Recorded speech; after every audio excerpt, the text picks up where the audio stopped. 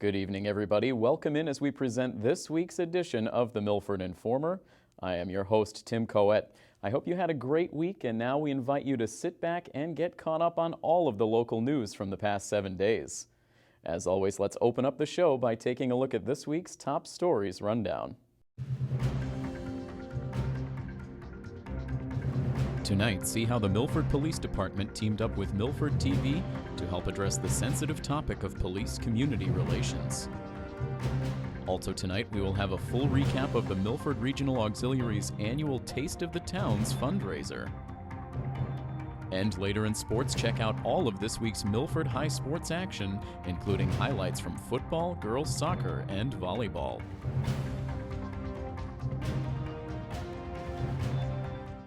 In light of recent tragic events that have taken place nationwide, the Milford Police Department made the decision to move forward with an initiative geared toward helping citizens understand certain protocols they should keep in mind when involved in a pedestrian or motor vehicle stop by a police officer. Milford TV was happy to team up with Police Chief Tom O'Laughlin and Officer Robbie Ticino to put together the following PSA. Hello, my name is Tom O'Laughlin, and I am the Chief of Police in Milford, Massachusetts. In furtherance of the strong relationship and mutual respect that the men and women of the Milford Police Department have with the residents of the Milford community, we would like to take this opportunity to offer tips on the do's and don'ts should you be stopped by a police officer. We recognize that the very real potential for miscommunication or misunderstanding of people's intentions during these types of encounters, so we offer these suggestions with the hope that clear mutual communication will result in mutual respect and understanding and a safe interaction for everyone involved. What to do if you are stopped by the police? Innocent individuals are often offended or angered because an officer has detained them for questioning. Hey, what's going on? How's it going? Good. What are you up? Although the delay might be inconvenient for you, the officer believes there is a reason or reasonable suspicion to stop you and ask you some questions. Somebody called, they were concerned. They called you in as a suspicious male. I know that's probably doesn't make much sense, but they were concerned. There are times when members of the public have contact with a police officer and they come away with feelings of frustration or dissatisfaction. The Milford Police Department does not support or condone police misconduct of any type. In our experience, we have learned that those negative feelings are often a result of not knowing the reasons why an officer has acted in a certain way. Unfortunately, the demands on a patrol officer do not always permit time for explanations at the time you are stopped. Most of these stops are not officer-initiated. Some of the most common reasons that cause an officer to stop someone are: you might be in the area where a crime was recently committed. Your clothing or description might be similar or identical to that worn by the suspect of a crime. A citizen might have called 911 complaining about your presence or that you looked or acted suspicious. Someone might have pointed you out to the officer, and you might be behaving in a way that causes the officer to be suspicious. Police officers do not want to detain you any longer than necessary. Once the officer is able to determine that you are not the person that he or she is looking for, the officer will thank you for your assistance and return to duty.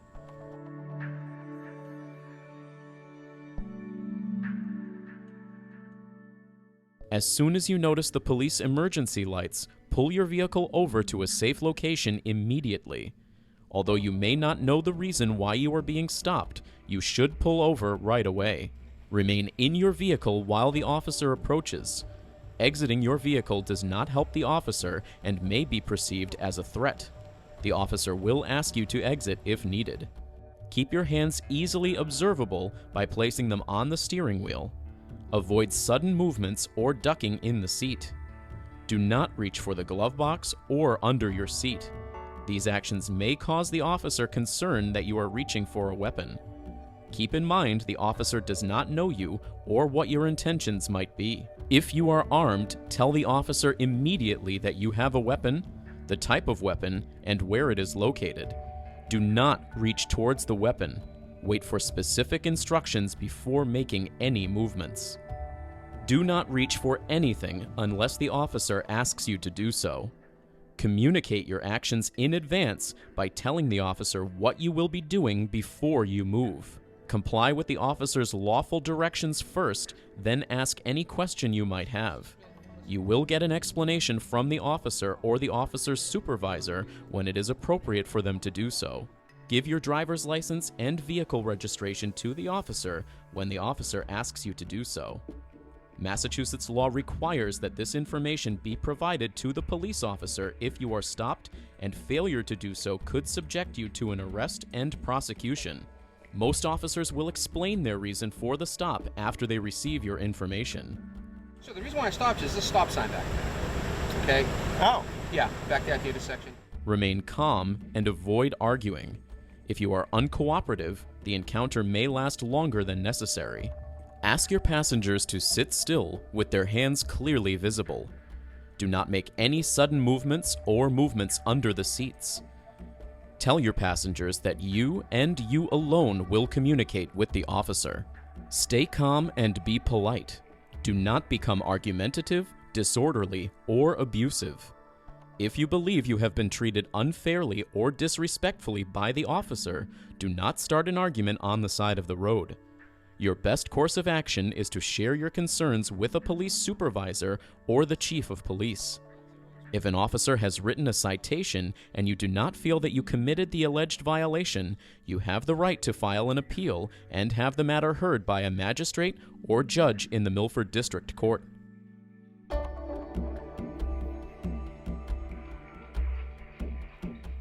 Remember, a police officer's job requires him or her to have regular encounters with people who are dangerous.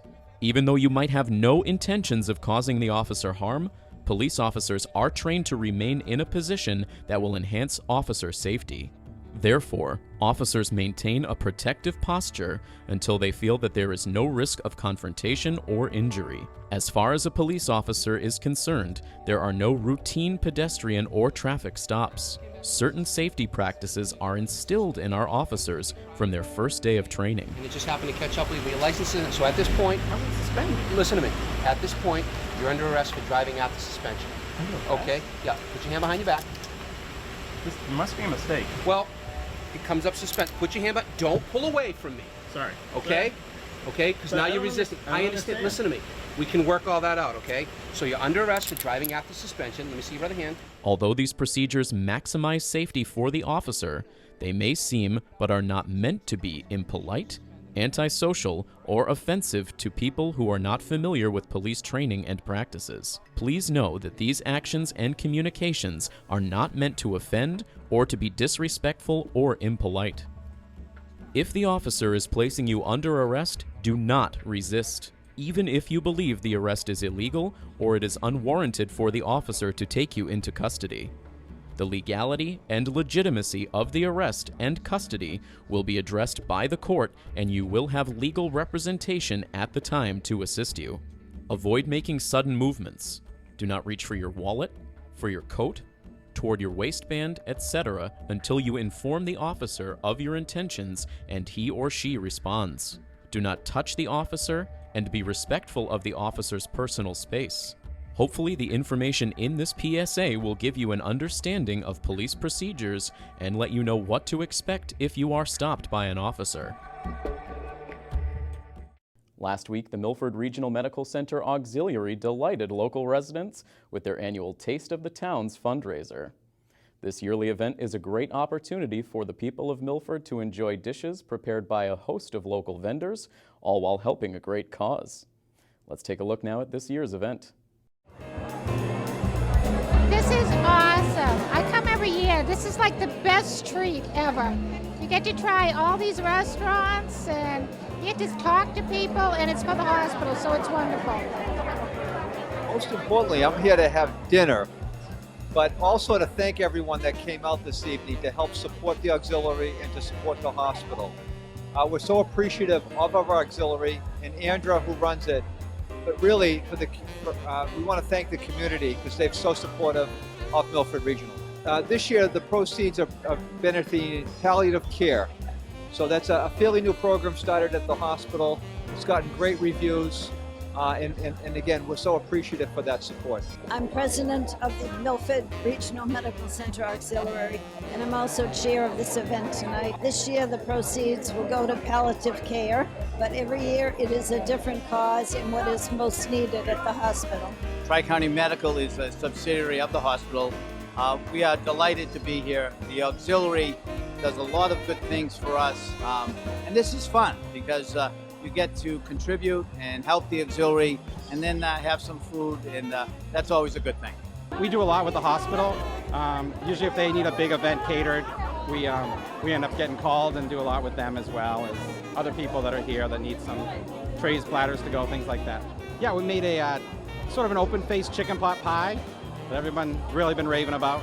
It's just a flaky pastry crust that has thigh chicken meat that's been slow roasted. It's got a nice creamy gravy with carrots, peas, onions, potatoes. This is our 11th year of doing this event.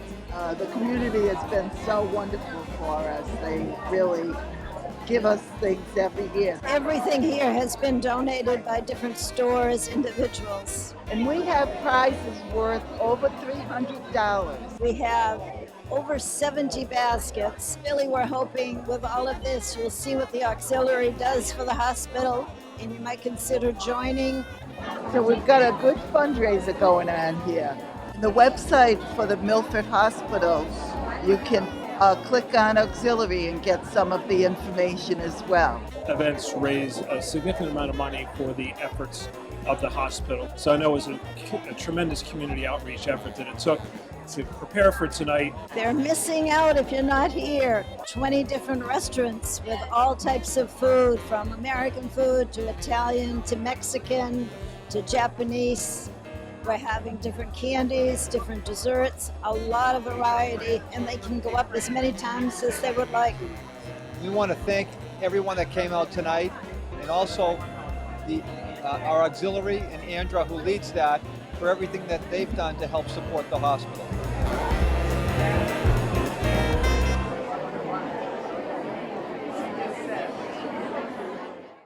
Though its doors have officially closed to students, the issue of what to do with the building formerly known as Middle School East remains a topic of conversation among school and town officials. Here now is the latest discussion regarding Middle School East that took place at last week's school committee meeting. As you all know, and I believe most folks know, that the building is the high school is used by many different town programs, such as community use, and of course we have the preschool downstairs, and the central administration is housed here, in special ed and so forth. So there's been some conversations about if we had an opportunity to have some of that space, what we might want to do with that. Right now, we can't, we're faced with not being able to expand existing programs like HTM. I think that, if we had the space, we certainly could have taken more students in and not had to put them on a waiting list. But not only, so with expanding what we currently have, as well as bringing in some of these new ideas and initiatives.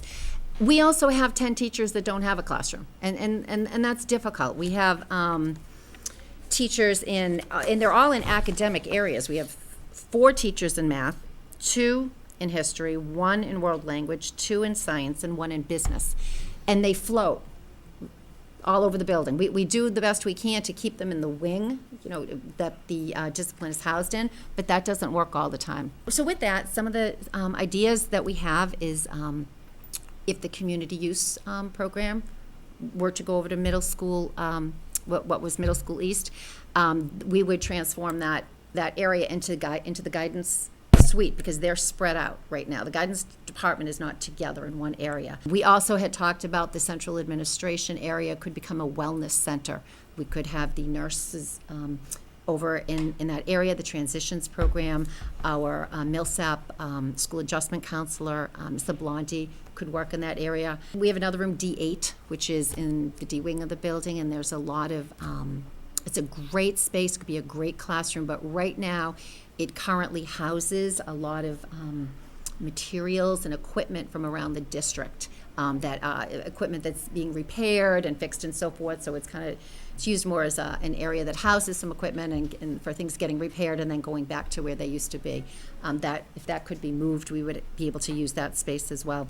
We talked perhaps about, with the preschool, what the options might be for that if we were to have that space downstairs and the capacity of that space to expand any kind, multiple Chapter 74 and non-Chapter 74 programs, if that was something we had.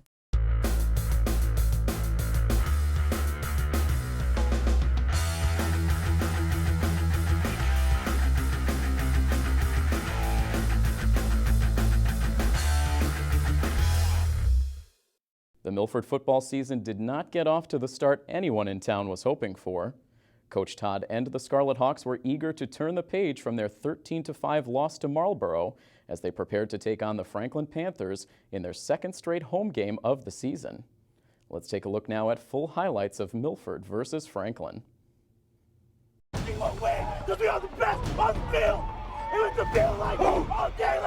Week 2 of the football season brought neighboring rival Franklin to town.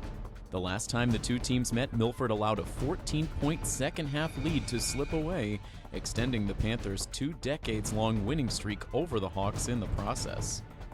Franklin would control the ball to start the first quarter, and they would feature their star running back Jacob Walawaki early and often, handing the ball off to the back on 5 of their first 6 plays. The Panthers would face a 3rd and long situation from their own 42, and junior QB Jake Noviello would look to keep the drive going with just his 2nd passing attempt of the drive. Now a quick pass coming out of the timeout, and it looks like Milford has the interception. Slicing in to make the pickoff.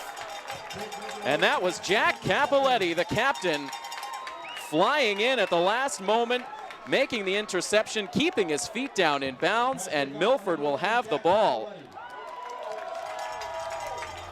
After the big play on defense, Matt Curran would lead the offense out onto the field, looking for an improved effort from week 1. The Hawks would drive inside Franklin territory, but a dropped snap on 3rd down would result in a sack, and Milford would fail to capitalize on the turnover. Milford would then have an opportunity to start their next offensive possession at the Panther 30, but another Franklin sack would force Milford into a 4th down and 17. They would keep the offense on the field, but the end result would be a turnover on downs, so the frustration would continue for the Milford offense. Finally, with just over 5 minutes remaining in the half, the Hawks would generate their first big play on offense as Blake Hill would find running room on the far side, rumbling his way to a gain of 33 yards, setting up Milford at the Panther 39.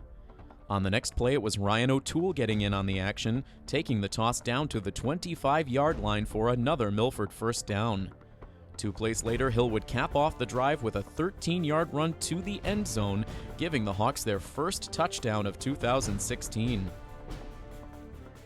Into the final 2 minutes of the half, Franklin would start to get their passing offense rolling as they looked to respond to the Milford score. 2 crucial completions to Jacob Walawaki and Connor Peterson would take the Panthers inside the Milford 15-yard line with just over 20 seconds until halftime. That proved to be plenty of time for Noviello as he hooked up with senior Kinley Baird for a 9-yard touchdown reception. Franklin would tack on the extra point, and so a late exchange of scores would send the two teams into the half tied up at 7. Ryan O'Toole was set up deep to receive the opening second-half kick, and he would make sure momentum stayed squarely on the Scarlet Hawks side. The ball is in the air, reeled in around the 11-yard line, and some good moves now towards the open field, and a great return from Ryan O'Toole, nearly to midfield. That 34-yard kick return was quickly followed by this impressive 29-yard run by the versatile senior captain Asong Amamense, pushing the Hawks down to the Franklin 26-yard line. After a penalty pushed them back to the 31, it would be Blake Hill's turn to get in on the action. Curran takes the snap, hands it off to Hill. Hill slices through the middle, and he is going to go in untouched for the touchdown. A 31-yard touchdown run for Blake Hill, his second rushing touchdown of the game, and the Scarlet Hawks will retake the lead. The Milford defense would keep the good times rolling, as just 2 plays into the ensuing Franklin possession, Walawaki would fumble on the carry and Harrison Bliss was there to make the recovery. After Curran and the offense chewed up more than 4 minutes off the third quarter clock, Ammonmense would take the 1-yard handoff in for the score, and after a successful point after, Milford would find themselves in front 21-7. Into the fourth quarter now, Curran would put his own stamp on the offensive effort with this 12-yard pass to junior Tyler Joyce that would go as Curran's first TD pass of his varsity career. Late in the game, Franklin would start to let their frustration show through on the field. After another tough run by Blake Hill, the Panthers would get involved in some extracurricular activity that would result in a 15-yard unsportsmanlike conduct penalty. It would not take Hill very long to exact his revenge. Now, this crowd energized again as Hill gets the ball in his hands, and he is in for his third touchdown tonight. This one from 15 yards out. And Milford pouring it on now. Hill's third rushing touchdown of the game would cap off a second half that saw Milford's offense explode for 28 unanswered points. Alex Salamone would then put the cherry on top as he picked off this pass from Jake Noviello with 3 seconds left, giving the defense 3 turnovers in the game. A second half performance for the ages gives Milford a 35-7 victory and ends a 26-year-long losing streak against Franklin. The Milford girls soccer team entered into action on Tuesday with just 1 win and 3 total goals through their first 4 matches on the season. They were hoping to get their offense in gear as they prepared to take on a Stoughton team that had been giving up an average of over 4 goals a game through their opening stretch. In the opening minute of play, Stoughton would get a couple of good bounces up the field, and freshman Chinazo Odunze would slip around the defense for a good look, but she would lose her balance and was unable to get a shot on net. Just seconds later, a good feed through the midfield would hit Kristen Franzini in stride. Franzini looked as if she'd be able to get a clean shot away, but Stoughton's defense was able to close in, forcing Franzini to rush the shot, and goalie Emma Harrington was able to make the easy stop. It would not be the only time Franzini would have a chance to test the Stoughton keeper.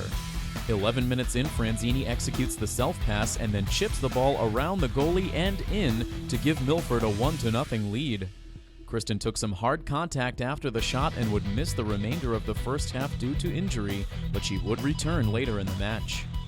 A few minutes later, Stoughton's Sarah Widrow would let a shot go from long range. The ball would deflect right to freshman Bridget Pearl, who would fire a hard shot on net, but junior goalkeeper Caitlin Moore was there to make the save and preserve the Milford lead.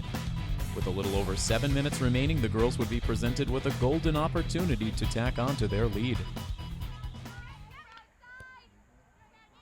Riley moving it up to Boyle. Boyle all alone. Centering pass ahead and just unable to finish as Hannah Martin. She had a clean look. That was terrific movement ahead. Maggie Boyle, the pass right on the money, but Martin sends it wide to the left. And the score will remain 1-0. What a great opportunity for Milford. They cannot cash in. Milford would quickly see another scoring chance arise in the opening minute of the second half. Ashley Starks would send the ball deep, and Gabby Riley found herself all alone on the breakaway. Riley would send the shot high, and Harrington would just get her fingertips on it, but the ball continues to travel, and clearly you can see the ball crosses the goal line before Harrington moves it back outside. Despite the clear evidence, however, the officials would say no goal, and we'd play on with the score 1-0 Milford. Milford's offense would continue to put the pressure on as the second half went along. To take a look at the footage after the fact, as now this ball right on the foot of Kristen Franzini. She sends it wide. Now Milford tries to head it in, and they do. Milford staying with the play. And there, finally, they are rewarded with the second goal of this contest. And that, I believe, was Juliana France, number 6, who was able to head it in. Midway through the second half, Madeline Boyle would send a corner kick in from the far side. The ball would deflect to Juliana France, and she would knock it through for what appeared to be the freshman's second goal of the game, but Milford would be called for being offsides, and for the second time in the game, Milford would have a potential goal taken off the board.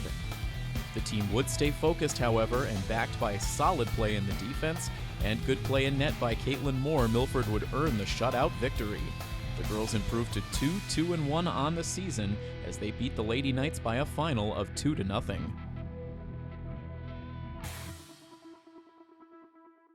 Milford Lady Scarlet Hawks about to take on one of their longtime nemesis in the Davenport division. It is the Canton Lady Bulldogs. These are two teams right now that have gotten off to absolutely scalding starts to the season. Both teams right now with identical 3-1 records within league play. Milford with a 4-1 overall record, while Canton comes in at an overall mark of 3-1. Nice dig that time by Alves. They're back to the net. Zarangian able to get that one over. A little touch shot by Canton. Milford answers. Good hard shot from Kelly Reichert. Here's the best volley so far of the night. And a little miscommunication there between Alves and Zarangian costs Milford. Here's Zagami. Nice touch on that ball to get the point. A big part of this matchup is the mental aspect for these two teams. Canton very confident within league play. Very confident in this matchup in particular. A hard smash by Hannah Jerrier, and that is the kill that decides this opening set. A 25-16 statement after the timeout. They lost track of which team was on serve, but they eventually get it right. What a play by Canton to somehow keep that one in. Now again to the near sideline. Milford now for Zagami. That one popped up and playable now for the front line.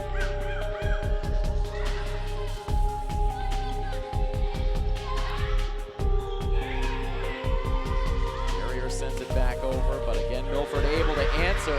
Zagami to the back line. She gets the kill as Panico couldn't save it. And in one of the longest volleys so far this evening, Milford is able to get the hard-fought points. Now here's Reichert, but again Canton has the answer. Zagami dives in looking for the dig, but she cannot save it.